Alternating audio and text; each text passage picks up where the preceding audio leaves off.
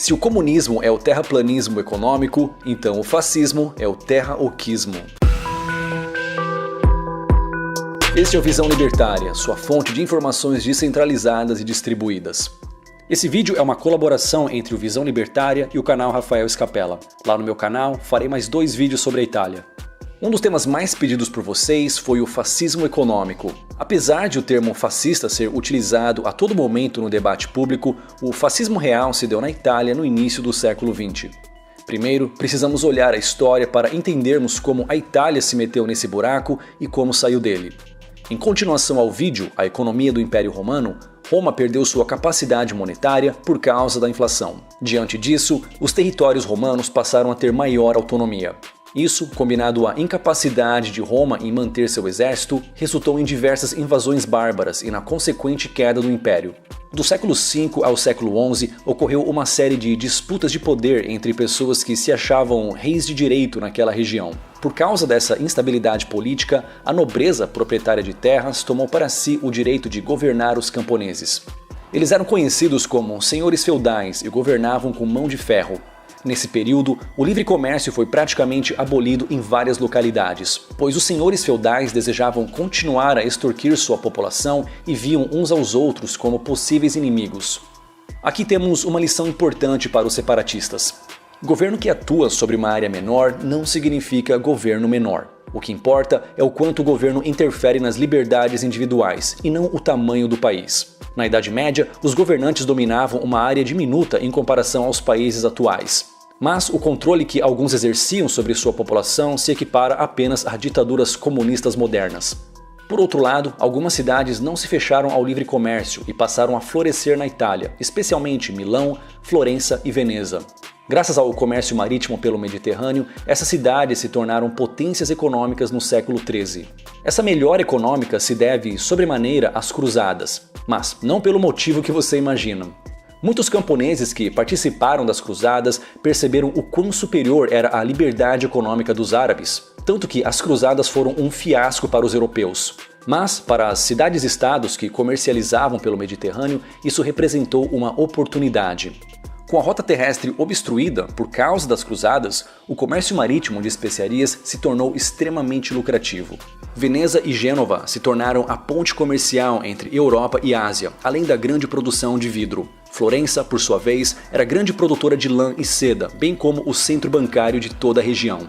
Não é à toa que o Iluminismo, movimento intelectual e filosófico, floresceu nessas cidades. Porém, no final do século XVIII, em decorrência da Revolução Francesa e do posterior domínio de Napoleão, os governantes italianos passaram a desejar a unificação da Itália. Diferente de outros países, essa unificação não ocorreu em uma data oficial específica. Foi um processo que aconteceu ao longo de décadas no século XIX, com a anexação de vários territórios, alguns por via econômica e outros pela guerra. Mas como impedir que a população se revoltasse e matasse o rei, como aconteceu na França? Diga-se de passagem, muitos nem o reconheciam como rei, por considerarem seus senhores feudais como seus governantes. Infelizmente, os governos daquela época perceberam que guerras servem para unir a população de um país. Você pode até não gostar do seu vizinho, mas contra uma força invasora que ameaça seu estilo de vida, vocês se uniriam para lutar. E foi desse fato que os governantes se aproveitaram. Diversos conflitos foram iniciados, muitas vezes por razões ridículas, apenas para distrair a população do real problema: a exploração do povo por um rei tirano. Até a Primeira Guerra Mundial, a Itália seguiu sob um único governo, seguindo essa receita. No início da guerra, em 1914, a Itália teoricamente apoiava a Alemanha, apesar de não participar ativamente da guerra. Em abril de 1915, temendo que a Itália enviasse suas tropas para ajudar a Alemanha, a Inglaterra propôs o Tratado de Londres. Esse tratado basicamente estabelecia que a Itália apoiaria a Inglaterra em troca de terras e de uma bela quantia em dinheiro. A Itália rapidamente entrou na guerra pelo lado contrário ao que vinha sinalizando. Graças a isso, 650 mil italianos morreram e o país ficou à beira da falência. Para piorar, apesar da Itália estar ao lado vencedor, no final da guerra a Inglaterra ignorou o Tratado de Londres.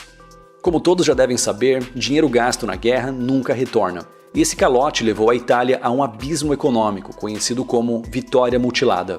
Em meio ao caos, eis que entra em cena Benito Mussolini. Em 1902, Mussolini fugiu para a Suíça para evitar o serviço militar. Lá, ao desfrutar de uma maior liberdade oferecida pelo capitalismo, ele estudou e se tornou um socialista radical. Ele trabalhava em um sindicato e escrevia para um jornal assumidamente socialista, L'Avvenire del Lavoratore, o futuro do trabalhador. E se você duvida do socialismo de Mussolini, ele mesmo escreveu um artigo chamado Trentino visto por um socialista, para o jornal socialista radical La Voce, a Voz. Quando a Primeira Guerra começou, Mussolini pensava que a morte em massa de pessoas, causada pelos governos, levaria à revolta da população e a uma consequente revolução comunista. Infelizmente, para ele, os socialistas daquela época ainda não apoiavam a ideia do quanto pior, melhor. Com isso, ele foi expulso do Partido Socialista Italiano e seu radicalismo coletivista cresceu ainda mais. Mussolini passou então a apoiar uma revolta armada para a tomada do poder. Não uma tomada pelo proletariado, mas sim por pessoas de qualquer classe social. Essa mudança, totalmente bem-vinda pelos atuais progressistas, levava o coletivismo comunista ao extremo. Pessoas nunca foram importantes, e agora nem classes importavam. O que realmente importava era a nação. Mas é claro que uma nação é uma abstração coletivista, não tem uma mente para tomar decisões. Então, quando Mussolini falava do interesse nacional, ele se referia aos seus próprios interesses. Com essa ideologia coletivista ganhando força, batizada de fascismo, Mussolini fundou o Partido Fascista Italiano. Em 1922, ele deu um golpe de Estado, obrigando o rei a lhe entregar o governo da Itália. Aqui não vamos discutir se o fascismo era de esquerda ou direita. Você provavelmente tem suas próprias definições. Se você for de esquerda, seguramente define direita como fascismo. Se for de direita, já deve colocar fascismo e comunismo juntos na sua definição de esquerda. Aqui vamos focar na questão econômica. Como era para os italianos viverem sob o regime fascista? Antes de prosseguirmos, é importante esclarecer que, apesar dos livros de história dizerem que o golpe ocorreu em 1922, os fascistas eram minoria até 1925. Nesse curto espaço de tempo em que o rei não atrapalhava e Mussolini não tinha o controle absoluto, a maioria liberal do parlamento conseguiu abolir vários impostos e privatizar diversas estatais, incluindo a de telecomunicações, quase 80 anos antes do Brasil. Graças ao aumento da liberdade, a economia italiana se recuperou rapidamente. Apesar de a inflação ser alta, como reflexo do absurdo gasto estatal na Primeira Guerra, a Itália nunca chegou à hiperinflação como a Alemanha. E Mussolini soube surfar essa melhora econômica muito bem. Para a população comum, Mussolini era o responsável pela recuperação econômica, apesar de ser contra as medidas adotadas pelo parlamento italiano. Por causa disso, em 1925, os fascistas ganharam a maioria no parlamento, e agora o ditador poderia colocar em prática todos os seus planos sem oposição. Para começar, por causa da inflação e da baixa nas trocas comerciais devido à situação econômica ainda pior dos vizinhos, a moeda, a lira italiana, estava muito desvalorizada.